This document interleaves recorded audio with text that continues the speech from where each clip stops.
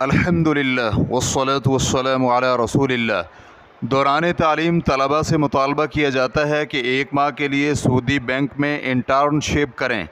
سوال کیا گیا ہے، میں کامرس کالج میں تیسرے سال کا طالب علم ہوں، ہمیں 1 ماہ کی انٹرنشپ کے لیے کسی کمپنی یا بینک میں کام کرنا پڑتا ہے۔ میں تو ہمیشہ کسی اسلامی بینک میں کام کرنے کا سوچتا ہوں، لیکن ہمارے ہاں کوئی بھی اسلامی بینک نہیں ہے۔ میں یہ پوچھنا چاہتا ہوں کہ تجربہ حاصل کرنے کے لیے کسی سعودی بینک میں انٹرنشپ کا کیا حکم ہے، اور اگر ہمیں ٹریننگ کے بعد کچھ معاوضہ بھی دیا جائے تو اس کا کیا حکم ہے؟ الجواب بعون اللہ سبحانہ وتعالی۔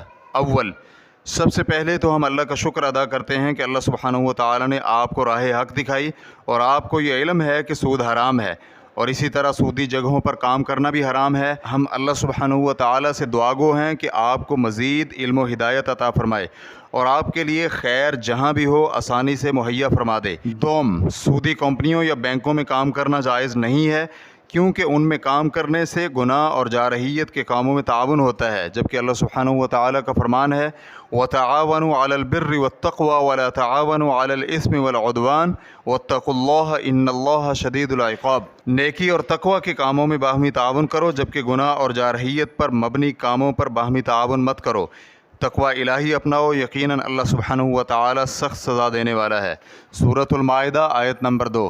اسی طرح صحیح مسلم حدیث نمبر 1598 کی روایت کردہ حدیث میں سودی معاملہ کی محض تحریر اور گواہی کی شکل میں اعانت پر بھی لعنت کی گئی ہے۔ چنانچہ جابر رضی اللہ عنہ کہتے ہیں کہ رسول اکرم صلی اللہ علیہ وآلہ وسلم نے سود کھانے والے، کھلانے والے، لکھنے والے اور اس کے دونوں گواہوں پر لعنت فرمائی ہے۔ آپ علیہ الصلوۃ والسلام نے مزید فرمایا کہ یہ سب گناہ میں یکساں ہیں۔ اس بنا پر ایسے بینکوں میں ٹریننگ لینا جائز نہیں ہے، کیونکہ اس انٹرنشپ میں سودی معاملات کرنے ہوں گے اور سودی لین دین میں معاونت ہوگی۔ لیکن اگر طالب علم مجبور ہو اور اسے اس سے بچنے کا کوئی راستہ نہ ملے تو پھر وہ اس انٹرنشپ میں حاضر ہو سکتا ہے، بشرطے کہ سود سے نفرت کرے اور اس سے بچنے کی تلقین کرے، نیز کسی بھی سودی لین دین میں معاونت نہ کرے، بلکہ سودی لین دین کرنے والوں کو اس کی حرمت بیان کرے، نیز سودی لین دین کیسے ہوتے ہیں ان کا طریقہ سمجھے، تاکہ اسے سودی معاملات کے بارے میں مکمل بصیرت حاصل ہو سکے۔ انٹرنشپ کے بعد ملنے والا معاوضہ وصول کر لے اور لے کر فقراء و مساکین میں تقسیم کر دے، کیونکہ یہ پاکیزہ مال نہیں ہے، اسے حرام کام کے عوض میں دیا گیا ہے۔ واللہ تعالی اعلم۔